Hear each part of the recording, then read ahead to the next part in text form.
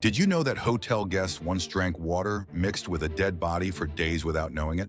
In 2013, guests at the Cecil Hotel in Los Angeles kept complaining. The water tasted weird. It was dark. It smelled terrible. What they found was 21-year-old Elisa Lam, dead in the water tank on the roof. But here's where it gets really strange. Security cameras caught her final moments in an elevator. For 4 whole minutes, she presses every button, hides in corners, talks to people who aren't there. The elevator doors never close. Not once, even though she keeps pressing the buttons. Then she walks into the hallway and vanishes. Her body was found in a water tank that needed roof access. The heavy lid was wide open. She would have had to climb up and somehow get inside.